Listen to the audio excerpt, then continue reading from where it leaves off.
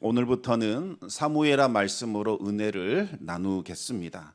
사무엘 하서는 이 사울이 죽은 후에라는 말씀으로 시작이 됩니다. 이 구약 성경에는 이와 같이 누군가의 죽음으로 말씀이 시작되는 부분이 있습니다. 여호수아 1장 1절을 보시면 여호와의 종 모세가 죽은 후에 그렇게 시작이 되고, 사사기 1장 1절은 여호수아가 죽은 후에 이렇게 시작이 됩니다. 그리고 열왕기하 1장 1절은 아합이 죽은 후에 이렇게 시작이 되죠. 이처럼 한 인물의 죽음은 한 시대의 끝을 의미하기도 하지만 동시에 새로운 시대의 시작을 의미하기도 합니다. 사울 왕의 죽음으로 제사장 엘리에서 사무엘, 그리고 사울로 이어지는 세대는 끝이 나게 되고, 이제부터는 다윗을 중심으로 하는 새로운 시대가 펼쳐지게 됩니다. 사울의 죽음은 사무엘상과 사무엘하를 연결시키는 연골고리이면서 동시에 다윗을 통해서 하나님의 구원 역사가 새롭게 펼쳐지는 역사의 분기점이 되기도 합니다. 우리 함께 사무엘하 1장 1절 말씀을 같이 한번 읽겠습니다. 사울이 죽은 후에 다윗이 아말렉 사람을 쳐 죽이고 돌아와 다윗이 시글락에서 이틀을 머물더니. 아멘. 다윗과 부하들이 전쟁터에 참전하기 위하여 7일 동안 자리를 비웠는데, 그동안 이 아말렉 족속들이 시글락에 쳐들어와서 마을을 불태우고 여자들과 또 어린 아이들을 잡아갔습니다. 전쟁터에서 돌아온 다윗과 그의 부하들은 처참한 광경을 보고서 그 자리에 주저앉게 되지요. 그러나 아말렉을 쫓아가면 반드시 뒤쫓을 것이요 도로 찾아올 것이라는 하나님의 말씀에 힘을 얻어서 다윗과 그의 부하들은 아말렉 족속을 추격하여 그들을 응징했고, 빼앗긴 모든 것들을 다시 되찾아올 수 있었습니다. 다윗은 이 시글락에서 하나님의 위로와 평안을 누리게 되지요. 비록 다윗이 전쟁터에서 이 시글락으로 돌아오기는 했지만 여전히 다윗의 마음은 이스라엘과 블레셋이 싸우고 있는 이 길보아 전투, 바로 여기에 머물러 있었습니다. 지금 이스라엘과 블레셋은 전쟁이 한창입니다.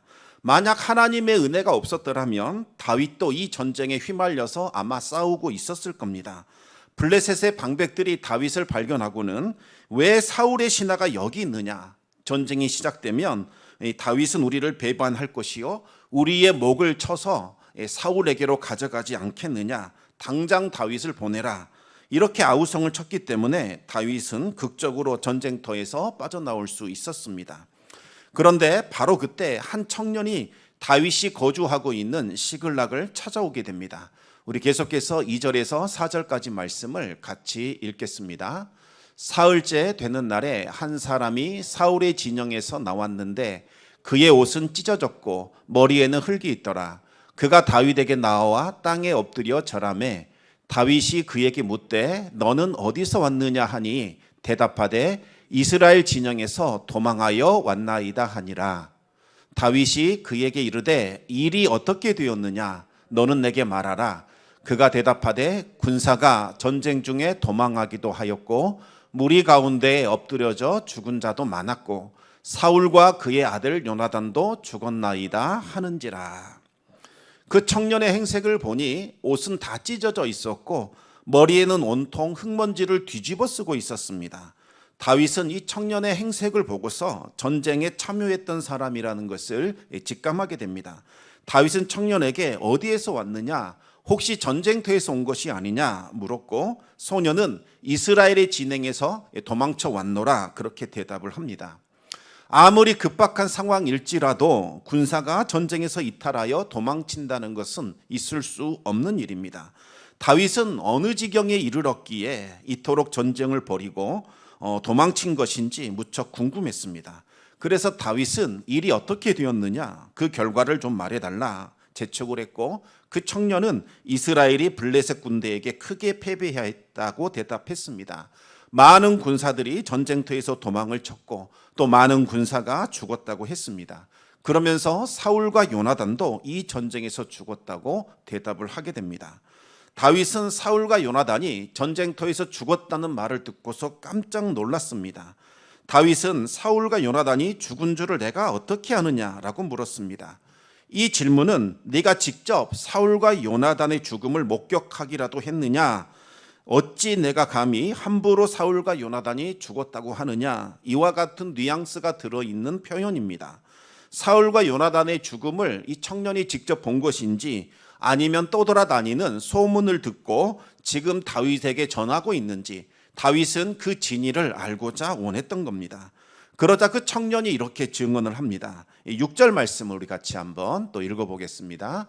그에게 알리는 청년이 이르되 내가 우연히 길보아 산에 올라가 보니 사울이 자기 창에 기대고 병거와 기병은 그를 깊이 따르는데, 청년이 우연히 길보아 산에 올라갔더니 사울이 홀로 남겨져서 창에 기대어 있더라는 겁니다.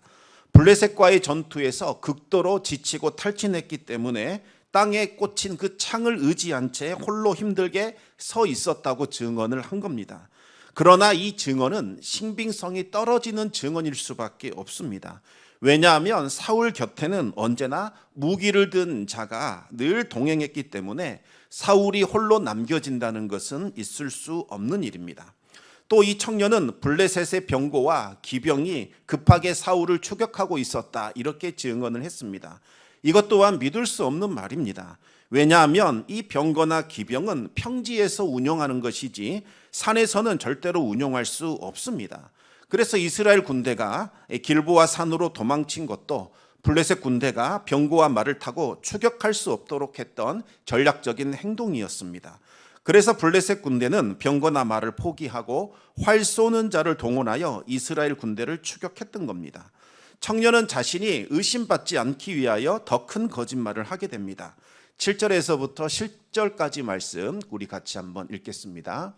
사울이 뒤로 돌아 나를 보고 부르시기로 내가 대답하되 내가 여기 있나이다 한즉 내게 이르되 너는 누구냐 하시기로 내가 그에게 대답하되 나는 아말렉 사람이니이다 한즉 또 내게 이르시되 내 목숨이 아직 내게 완전히 있으므로 내가 고통 중에 있나니 청하건대 너는 내 곁에 서서 나를 죽이라 하시기로 그가 엎드러진 후에는 살 수 없는 줄을 내가 알고 그의 곁에 서서 죽이고 그의 머리에 있는 왕관과 팔에 있는 고리를 벗겨서 내 주께로 가져왔나이다 하니라.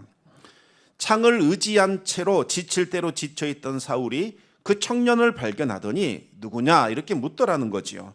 그래서 저는 아말렉 출신의 용병입니다, 이렇게 대답을 했더니 내가 지금 고통 가운데 있으니 나를 좀 죽여달라, 그렇게 요청을 했다는 겁니다.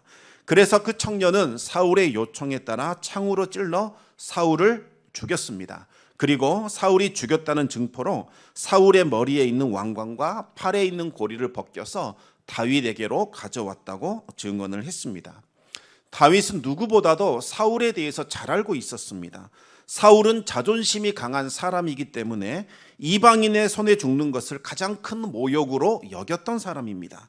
사울이 스스로 자결할지언정 어떠한 경우에도 이방인, 이 아말렉 사람에게 자신의 생명을 내어주는 일은 결코 없습니다. 따라서 사울이 아말렉 청년에게 죽여달라고 했다는 말은 꾸며낸 거짓말에 불과하지요. 그럼에도 불구하고 사울이 죽었다는 사실만큼은 부인할 수 없습니다. 아말렉 청년이 사울의 왕관과 팔찌를 가져왔기 때문입니다. 사울은 전쟁터에 나아갈 때는 왕을 상징하는 왕관과 팔찌를 착용했습니다.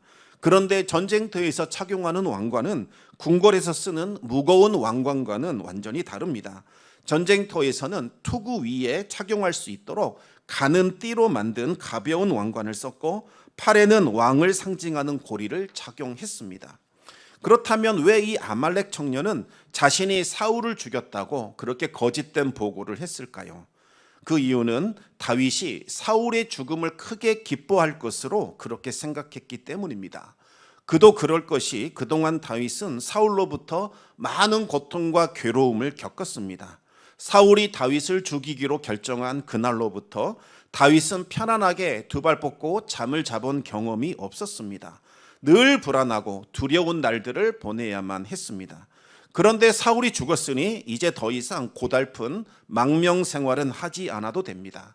다윗은 영광스러운 왕권을 얻게 되는 것, 이것은 이제 시간 문제일 겁니다. 아말렉 출신의 청년은 이와 같은 사정을 알고 있었기 때문에 자신이 사울을 죽였다 이렇게 보고하면 다윗이 기뻐하면서 큰 상을 내려줄 것으로 그렇게 기대를 했습니다. 그래서 사울의 왕관과 팔찌를 벗겨서 다윗에게 전해주면서 내 손으로 사울을 죽였습니다. 그렇게 허위 보고를 했던 거지요. 하지만 다윗의 반응은 아말렉 청년의 예상과는 너무나 달랐습니다. 오늘 본문 11절, 12절 말씀 우리 같이 또 읽겠습니다. 이에 다윗이 자기 옷을 잡아 찢음에 함께 있는 모든 사람도 그리하고 사울과 그의 아들 요나단과 여호와의 백성과 이스라엘 족속이 칼의 죽음으로 말미암아 저녁 때까지 슬퍼하여 울며 금식하니라. 아멘. 사울과 요나단이 죽었고 이스라엘이 블레셋에 패배했다는 것을 알게 된 다윗은 즉시 자신의 옷을 잡아 찢었고 금식하며 슬프게 울었습니다. 왜 다윗은 이토록 슬퍼했던 걸까요? 비록 사울이 자신을 해치는 원수였다 할지라도 사울은 다윗이 진심을 다하여 섬겼던 왕이었고 또 결혼으로 맺어진 장인 어른이었습니다. 또한 전쟁터를 누비던 그 동료들이 처참하게 죽었고 절친한 친구였던 요나단 또한 죽었습니다. 무엇보다도 하나님의 거룩한 백성이 할례받지 않은 이방인들에게 무참하게 짓밟혔습니다. 하나님의 거룩한 이름으로 기름 부음 받은 왕이 이방인의 손에 또 비참하게 죽었습니다. 이스라엘이 블레셋에게 패배했고 기름 부음 왕이 죽었다는 것은 하나님과 맺은 언약이 이미 파괴되었고 하나님의 영광이 이스라엘을 떠났다는 것을 상징하는 겁니다. 다윗은 단순히 개인적인 감정 그것 때문에 슬퍼하며 애도한 것이 아니라 사사로운 감정을 초월하여 진정으로 사울의 죽음과 이스라엘의 패배를 애도했습니다. 하나님이 기름 부어 세우신 이스라엘 그 최초의 왕국, 그 왕국이 이방인들에게 능욕당한 것이 너무나도 슬프고 안타까웠던 거지요. 다윗은 함께 있는 모든 사람들도 옷을 찢고 울면서 해가 질 때까지 금식하며 슬퍼하고 애도하게 했습니다. 애도를 다 마친 후에 다윗은 아말렉 청년을 처형하게 됩니다. 14절에서 16절까지 말씀을 같이 읽겠습니다. 다윗이 그에게 이르되 내가 어찌하여 손을 들어 여호와의 기름 부음 받은 자 죽이기를 두려워하지 아니하였느냐 하고 다윗이 청년 중 한 사람을 불러 이르되 가까이 가서 그를 죽이라 하매 그가 침에 곧 죽으니라. 다윗이 그에게 이르기를 내 피가 내 머리로 돌아갈지어다. 내 입이 내게 대하여 증언하기를 내가 여호와의 기름 부음 받은 자를 죽였노라 함이니라 하였더라. 아말렉 청년의 죄는 다음과 같습니다. 먼저 아말렉 출신의 청년은 돈을 받고 이스라엘의 용병으로 전쟁터에 참여한 이스라엘의 군사였습니다. 한때 사울에게 목숨을 다해 충성하겠다고 맹세했던 사울의 신하이기도 합니다. 그런데 사울이 전쟁터에서 죽고 정치적인 상황이 다윗에게 유리하게 돌아가자 그는 사울을 버리고 다윗에게 넘어가는 배신의 죄를 저질렀습니다. 또한 다윗으로부터 상을 얻기 위하여 사울이 자살했음에도 불구하고 자신이 사울을 죽였노라 허위 보고하는 거짓의 죄악을 저질렀습니다. 그런데 사울을 죽였다는 것은 단순한 거짓말로 끝나지 않습니다. 자신의 손으로 하나님이 기름 부은 자를 죽였다고 말함으로써 하나님의 영광을 모독한 신성 모독의 죄악까지 저질렀습니다. 비록 이 청년이 다윗의 환심을 얻기 위하여 거짓으로 꾸며낸 이야기를 할지라도 하나님께서 기름 부어 세운 이스라엘의 왕을 죽였다고 말했기 때문에 이제는 그 말에 대한 책임을 져야 합니다. 다윗은 하나님의 기름 부은 자를 죽일 수 있는 사람은 오직 하나님 한 분밖에 없다는 하나님의 법을 근거로 이 아말렉 청년을 처형했습니다.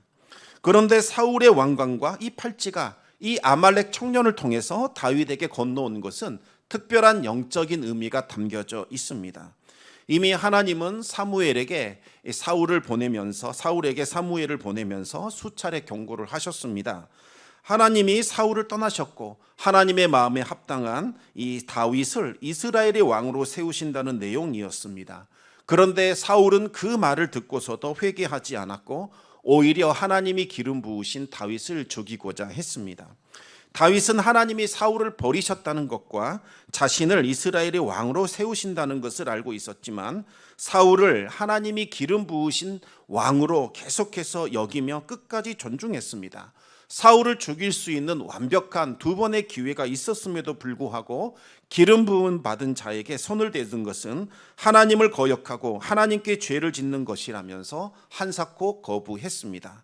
그러면서 다윗은 만약 하나님이 기름 부어 세운 자가 잘못 행한다면 하나님께서 직접 치실 것이다 이렇게 말하면서 사울은 장차 질병이나 사고로 죽게 되거나 전쟁터에서 죽게 될 것이라고 그렇게 말했습니다.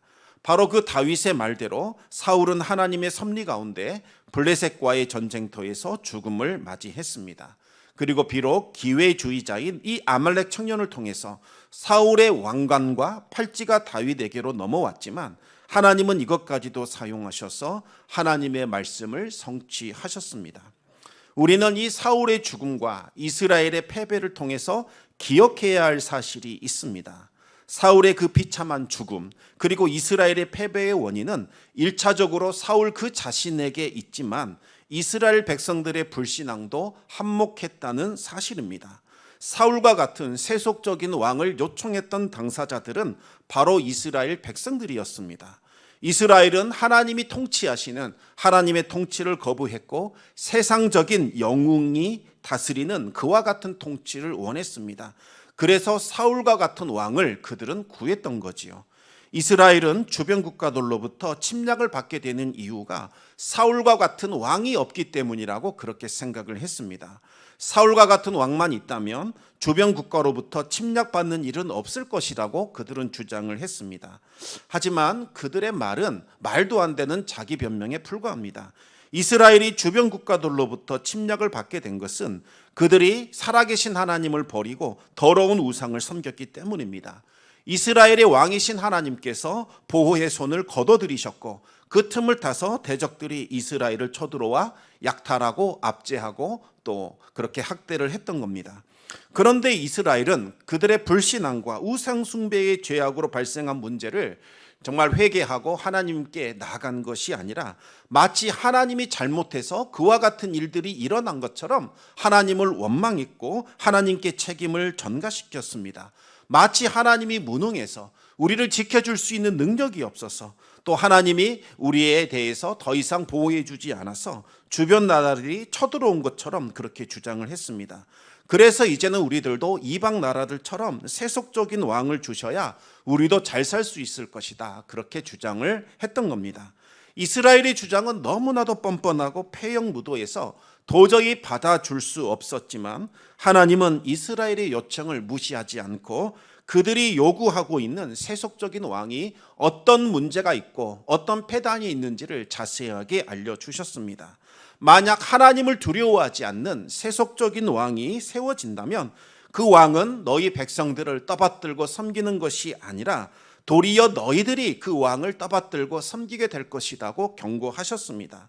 백성들은 그 왕으로 인하여 평화를 누리고 자유를 얻게 되는 것이 아니라 왕에게 도리어 압제받고 고통당하게 될 것이라고 말씀하셨습니다.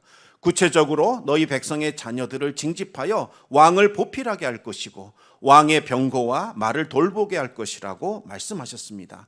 백성들의 노동력을 강제로 빼앗을 것이요 가축과 곡식과 포도원과 재물을 착취하여 왕의 배를 채우게 된다는 겁니다. 또 백성들에게 각종 무거운 세금을 부과하여 백성들은 피폐해질 것이고 왕과 신하들은 그것으로 호화스러운 이 생활을 누리게 된다고 하나님께서 엄하게 경고하셨습니다. 하나님은 세속적인 왕의 문제에 대해서 말씀하셨지만 이스라엘은 하나님의 말씀을 끝내 듣지 않았습니다. 그들은 아무 상관없습니다. 우리가 다 감당하겠습니다. 그저 세속적인 왕을 주십시오. 이렇게 구했습니다. 그리고 하나님은 그들의 요청에 따라 왕을 주셨습니다. 이스라엘이 요청한 대로 정말 그와 같은 응답이 이루어진다면 어떤 결과가 오는지 그들에게 보여주고자 그들이 요청한 대로 사울을 왕으로 세워주신 겁니다. 사울은 이스라엘 백성들이 원했던 바로 그 모습이었습니다. 이스라엘을 위해서 싸워줄 수 있는 장대하고 힘센 영웅의 모습이 바로 사울이었습니다. 이스라엘은 사울로 인하여 이제 평안과 자유를 누리게 될 줄로 알았습니다. 하지만 그것은 착각이었지요. 사울은 권세를 얻게 되자 완전히 다른 사람으로 돌변했습니다. 하나님을 두려워하지 않는 왕이 어찌 백성을 두려워할 수 있겠습니까? 하나님을 경외하지 않는 자를 왕으로 세운 결과는 너무나 처참했습니다. 사울은 오로지 자기 자신밖에 몰랐습니다. 사울은 권력에 집착했고 누군가가 조금이라도 쓴소리를 하면 가차없이 죽였습니다. 사울은 하나님의 말씀도 듣지 않았고 오히려 하나님을 대적했습니다. 성령이 사울을 떠나게 되자 이제는 악령이 사울을 사로잡았고 사울은 불안 증세와 창란 증세 그리고 망상에 사로잡혀 나라를 위험에 빠뜨리게 됩니다. 마치 다윗이 자신의 왕국을 무너뜨릴 것처럼 두려워하면서 정예 부대를 이끌고 다윗을 추격하느라 모든 국력을 허비하는 어리석은 일들을 저지르게 된 겁니다.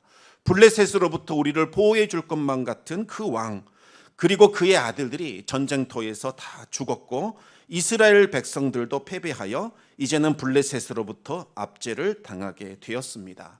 사울의 죽음과 이스라엘의 비참한 패배는 사울과 이스라엘 모두에게 다 책임이 있었습니다. 사울은 이스라엘에 왜곡되고 비틀어진 욕망, 그것이 만들어낸 바로 그 왕이었습니다.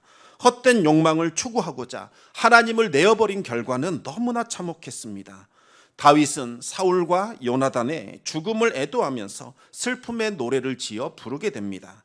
다윗이 슬퍼한 것은 사울과 요나단에 대한 사적인 감정 때문이라기보다는 사울과 요나단의 죽음으로 인하여 하나님의 영광이 가려질 것, 이것을 염려했기 때문입니다. 이제 블레셋 족속들이 사울과 요나단의 비참한 죽음을 듣고서 이스라엘의 하나님 보잘것없다, 별볼 것 없다, 이와 같은 생각을 갖게 될까봐 다윗은 참으로 그것이 슬펐고 참으로 그것이 안타까웠던 겁니다. 다윗의 슬픔은 하나님과의 맺은 언약이 파기되고 하나님의 영광이 이스라엘을 떠난 것, 바로 그것에 대한 슬픔이었습니다. 하나님이 기름 부어 세우신 왕과 거룩한 백성들이 할례를 받지 않은 이방인들에게 능욕당한 것, 이것이 너무나 안타까워하며 이것이 너무나 슬펐습니다. 다윗은 하나님의 영광을 생각하며 다윗과 사울과 요나단의 죽음을 애도했고 이스라엘의 패배를 슬퍼했던 겁니다. 하나님은 이와 같은 다윗의 모습을 보고서 내 마음에 합한 사람이라고 인정해 주신 겁니다. 다윗은 하나님을 경외하는 사람이요 하나님의 이름이 높아지기를 원하는 사람이었습니다. 다윗은 하나님의 영광이 가려지는 것을 안타까워했고 하나님의 영광이 온 땅에 높아지기를 원했습니다. 예수님께서는 애통하는 자 그가 위로를 받을 것이다 말씀해 주셨습니다. 하나님은 애통하는 자 이 다윗을 통하여 무너진 이스라엘 왕국을 다시 일으켜 세워주셨고 그를 통하여 하나님의 영광을 세계 만방 가운데 드러내 주셨습니다. 다윗과 솔로몬 시대에는 하나님의 영광이 나타나 온 세상을 비추게 됩니다. 온 세상이 바로 이스라엘 그 시온산에서 나타나는 영광의 빛을 보고서 하나님께 경배하고자 이스라엘로 몰려드는 그와 같은 일들이 일어나게 되었습니다. 사랑하는 성도 여러분, 다윗과 같은 그 애통한 마음을 회복하시고 또 그 마음을 품으시기 바랍니다. 나의 비천함과 나의 연약함 때문에 애통하는 것이 아니라 하나님의 영광이 가려지는 것 때문에 하나님의 그 아름다운 이름이 우리들로 인하여 이방 사람들에게 업신여김 당하는 것, 그것 때문에 애통하시기 바랍니다. 가슴을 치며 울며 하나님 앞에 슬픔을 표시하시기 바랍니다. 하나님께서 여러분의 애통을 들으시고 하늘에서 내려오는 천상의 위로로 여러분을 채워주실 것입니다. 우리 하나님의 위로가 여러분과 함께 하시기를 우리 주님의 이름으로 축원합니다. 이 시간 우리 함께 말씀을 기억하며 기도하기를 원합니다. 교회의 이 아픈 모습, 슬픈 모습을 보며 많은 사람들이 오히려 정죄하며 기뻐하는 모습을 보게 됩니다.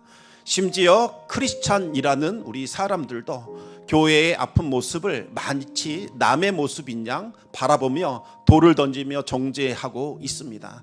그러나 하나님이 찾고 있는 한 사람은 이 모습을 보면서 애통해하며 하나님 앞에 정말 이 땅을 위하여 간구할 수 있는 바로 그 다윗과 같은 한 사람인 줄 우리는 압니다.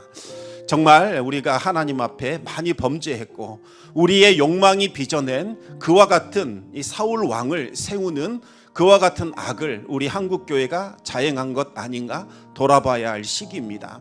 하나님께서 우리에게 요구하시는 것은 다시 하나님의 영광이 드러나며 하나님의 살아계심이 나타나기를 갈망하며 가슴을 치며 통곡하는 다윗과 같은 사람인 줄 압니다.